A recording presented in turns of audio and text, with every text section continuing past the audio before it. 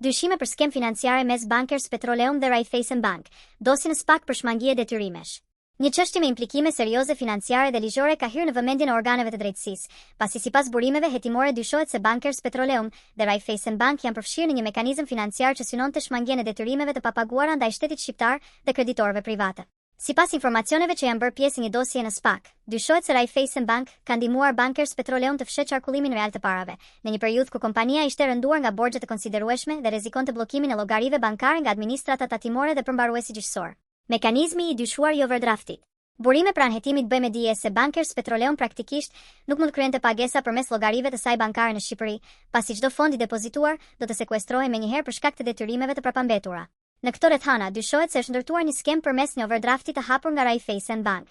Sipas pretendimeve, kompania përdorte këtë overdraft për të kryer pagesa brenda vendit, ndërsa më pas e shlyente shumë përmes transfertave nga llogari jashtë Shqipërisë, konkretisht nga Vjena.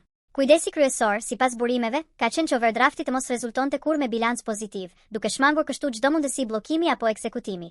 Limiti i këtij overdrafti dyshohet se ka qenë rreth $9 milion, një shumë që i lejonte kompanisë të vjonte aktivitetin pa u ekspozuar ndaj sekuestrimeve. Pengesë ligjore për ekzekutimin e detyrimeve. Përmbaruesit argumentojnë se overdrafti, duke u konsideruar borxh ndaj bankës dhe jo pasuri e subjektit, nuk mund të bllokohet apo ekzekutohet sipas legjislacionit aktual.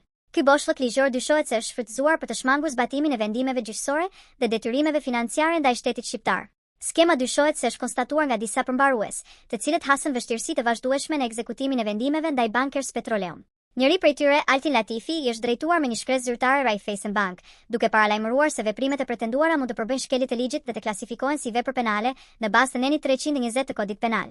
Në këtë shkresë, sipas burimeve, theksohet se banka ishte në dieni të humbjes së proceseve të arbitrazhit nga Bankers Petroleum dhe se veprimet e saj po pengonin drejt për drejt ekzekutimin e detyrimeve financiare ndaj shtetit shqiptar.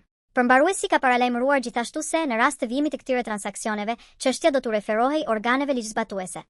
Hetime në vijim dhe pritshmëri për sqarim. Burime pranë çështjes bëjnë me dije se kjo praktik dyshohet se ka vijuar për një periudhë të gjatkohore edhe pas sinjalizimeve zyrtare, ndërsa vetëm së fundmi overdrafti është mbyllur. Kjo ka ndodhur paralelisht me rihapjen e debatit publik mbi gjobën e shumëpërfolur prej 120 milion eurosh të vendosur nga doganat ndaj Bankers Petroleum.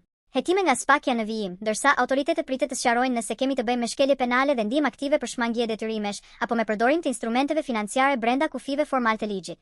Çështja pritet të ketë ndikim të gjerë, jo vetëm për palët e përfshira, por edhe për mënyrën se si monitorohen dhe kontrollohen praktikat bankare dhe financiare në Shqipëri.